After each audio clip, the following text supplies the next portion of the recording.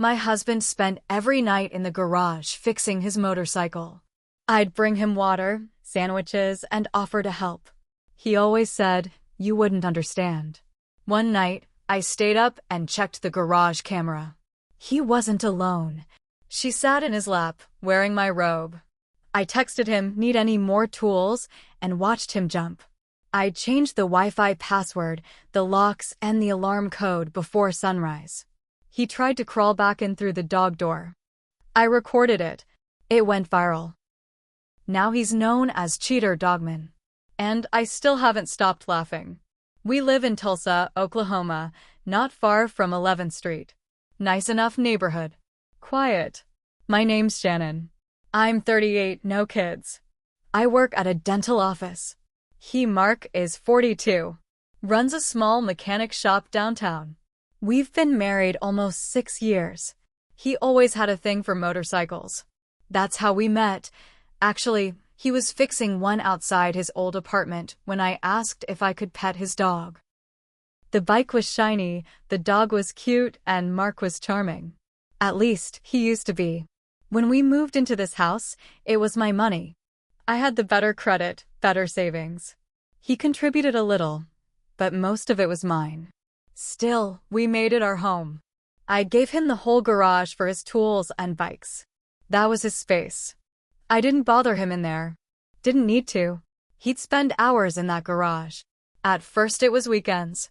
Then it turned into almost every night. "Gotta finish the rebuild," he'd say. "It's therapy." I believed him.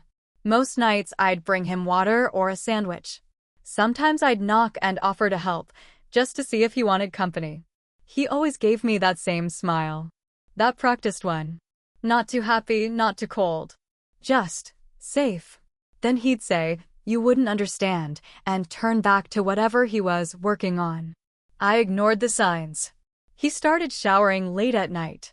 Kept his phone on silent. I once saw him delete texts quick when I walked by. He said it was work stuff. I told myself not to snoop. Not to be that wife. One day, I brought him a sandwich and he was standing with his back to the garage door, startled like I'd caught him doing something. Nothing seemed off, but the way he stood hunched, blocking something, it stayed with me. I stopped bringing food. I stopped checking in. If he didn't want me around, fine. But then that night came. It was a Tuesday. I couldn't sleep. It was around 2:30 in the morning. I walked into the kitchen and saw the garage light on again. I just stood there, staring at that door. My gut was tight. I remembered we had a camera in there from when we had stuff stolen last year. I hadn't checked the feed in months. I opened the app. The second the video loaded, I froze. He wasn't alone. There was a woman sitting on his lap, laughing. Her arms were around his neck. She kissed him. She was wearing something, soft-looking, familiar. It was my robe, that light blue fleece one from Target. The one I wore every morning for coffee. She was half naked under it. His hands were all over her. He looked up and kissed her hard. I watched her straddle him and start rocking like they'd done this 1,000 times. I sat on the kitchen floor, not crying, just cold. My phone almost slid out of my hands. I didn't scream. I didn't kick anything. I just watched until I couldn't anymore. Then I sent him a text. "Need any more tools?" He looked straight at the camera like a ghost had slapped him. She bolted off his lap. He shoved her back toward the corner where some boxes were stacked. He ran to turn off the garage light. I watched the screen go black. I sat there in the dark house for 5 minutes. Then I got up and started changing things. The Wi-Fi password, the smart lock codes, the garage door app, the security alarm. Every single thing that connected to him, I locked him out. By 4 a.m., his phone started ringing mine. I ignored it. At 5:10, he knocked on the door. Hard. I didn't answer. At 5:50, I watched from the hallway window as he paced the driveway, shirtless, phone in hand. Probably texting her.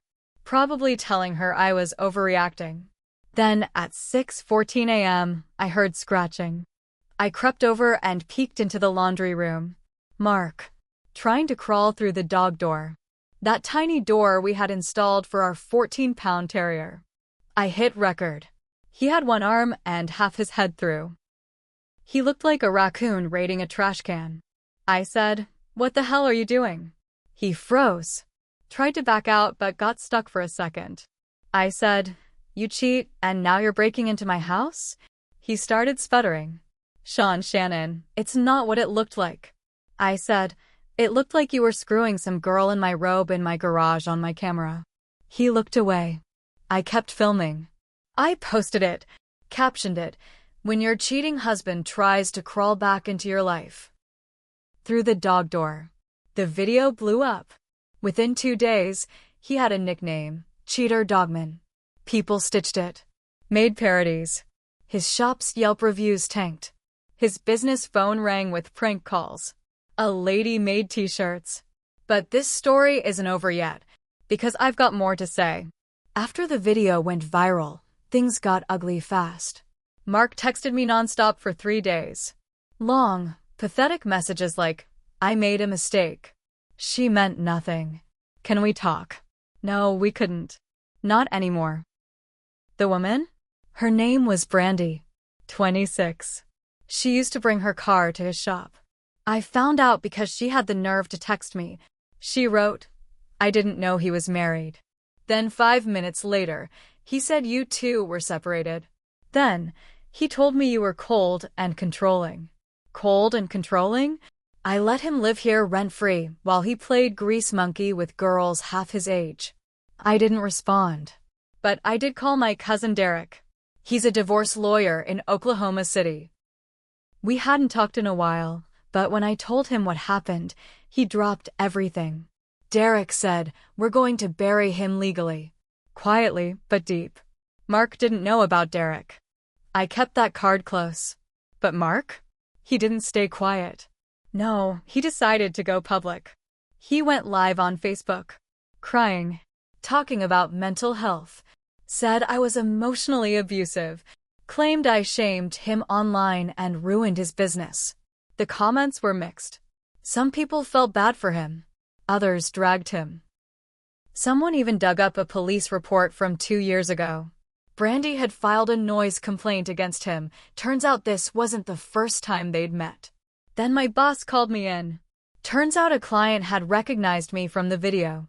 She wasn't mad. She wanted to buy me lunch, but HR didn't like the attention. I got written up for bringing outside drama into the workplace. I was fuming. He cheated. I exposed it. But I was the one being unprofessional. Mark kept pushing. Tried to get back into the house again. This time, he climbed onto the back deck. Said he just wanted to talk. I told him if he touched the door, I'd call the police. He laughed. So I called. They showed up in 7 minutes. He got a trespass warning. He left, but not before yelling, "You'll regret this." That night, I found my car tires slashed. I stood in my driveway, staring at the slashed tires. All 4 of them. Deep, angry gashes. It wasn't random. This was a message. The police came again. They took photos, wrote a report, but said without footage they couldn't prove it was him. Thing is, I had footage. My neighbor across the street, Mr. Koenig, had a camera pointed right at the road. He was a retired cop. When I asked if he caught anything around midnight, he said, "Let me check," and brought me inside.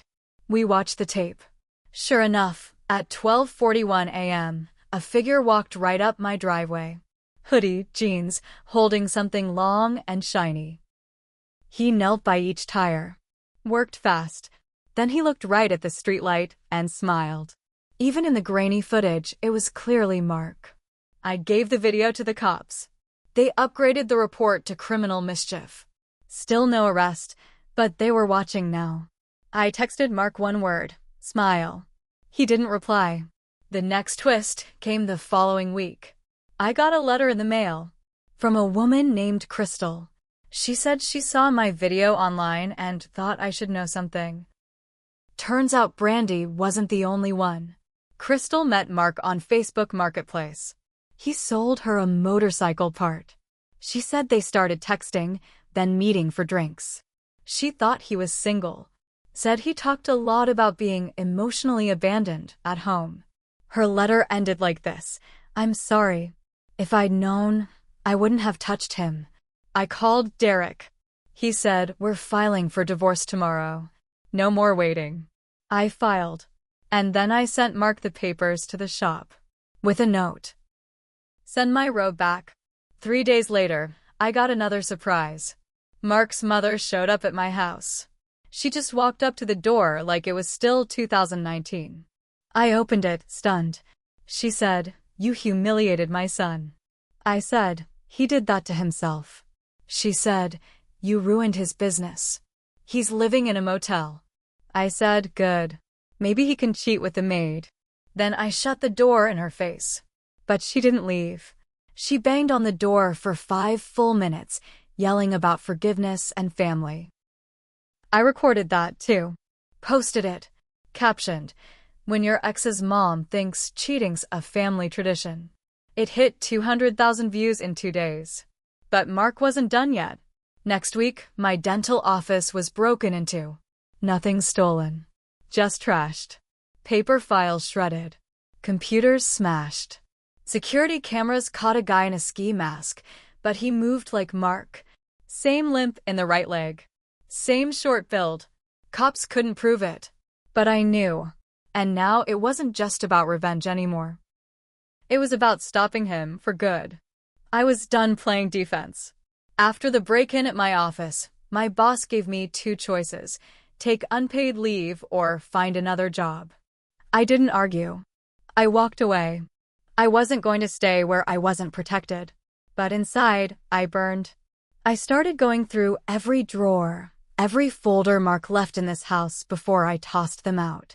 I was looking for anything, any mistake, any paper trail.